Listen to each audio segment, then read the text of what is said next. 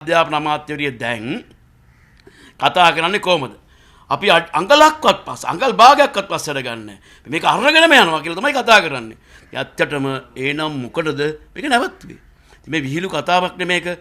දැන් මේක නැවතුනේ පැහැදිලිවම ප්‍රශ්න ගණනාවක් එක්ක. මොකද අපි දන්නවා පැහැදිලිවම දැන් මේ මොඩියුල් සම්බන්ධයෙන් ගත්තත් මේවා සම්බන්ධ විගණන වාර්තාවක් තියෙනවා. මේකේ තියෙන ප්‍රායෝගික නොවන භාවය ගැන කතා කරලා තියෙනවා. ඉතින් මේවා නිවැරදි කරන්න තමයි මේක නැවතුනේ.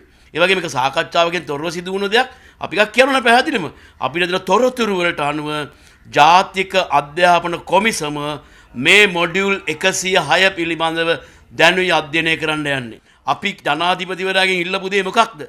මේ ප්‍රතිසංස්කරණ ක්‍රියාවලිය පිළිබඳ සාකච්ඡාවක් ගන්න.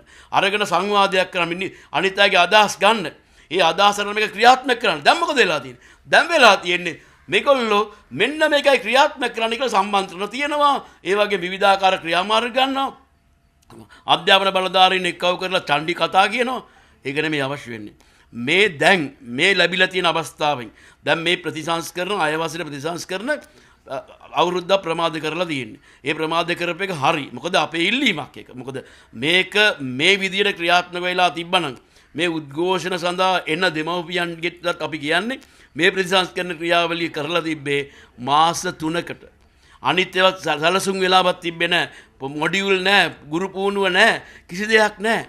ගුරුවත් පොතවත් නැහැ. ගුරුවරයාට අවුරුද්දක මේ අවුරුද්දකට අධ්‍යාපන ප්‍රතිසංස්කරණ ක්‍රියාත්මක කරන ආකාරය පිළිබඳ අඩු ගානේ මොඩියුල් ගුරුවත් පොතවත් දීලා තියෙනවා. ක්‍රියාත්මක වුණා නම් වෙන්නේ මොකක්ද? දුප්පත් ප්‍රදේශවල ඒ කියන්නේ යම්කිසි විදිහක අඩු ආදායම්ලාභීන් අධ්‍යාපන ලබන ප්‍රදේශවල දරුවන්ට කිසිදු අධ්‍යාපන අවස්ථාවක් ලැබෙන්නේ නැහැ මේක තුල. විෂමතාවය වැඩි වෙන එක විතරයි වෙන්නේ මේකෙන්. මොකද ඩිවයිස් ඒ වගේම ස්මාර්ට් බෝඩ් හැමතැනම නැහැ. ඒකට දැන් සල්ලි දීලා ගන්නත් බෑ. මොකද වෙන්නේ? කඩා වැටීමක් වෙන්නේ. සමාන අධ්‍යාපනයක් නැති වෙනවා. ඒතකොට මේක බරපතල අර්බුදයක් කරා ගමන් කරන්නේ. ඒක නිසා මේ සියල්ල සමාන කරලා තමයි ක්‍රියාත්මක තලයට මේක එන්න ඕනේ. මේ ජනාධිපතිවරයා නවත්තලා තියෙන්නේ. මේ කැබිනට් මණ්ඩලය නැවතුනේ. සමස්ත කැබිනට් මණ්ඩලයේ එකඟතාවයෙන් තමයි මේක නැවතුවා කියලා මාධ්‍ය ප්‍රකාශයක් කරේ. එදාම තමයි ඒක ප්‍රකාශ කරන අවස්ථාවේ තමයි අපිත් එක්කත් කතා කරේ ජනාධිපතිවරයා. ඒතකොට මේ අවස්ථාවේ ඔවුන් හිටපු ස්ථාවරයයි දැන් එකයි දෙකක්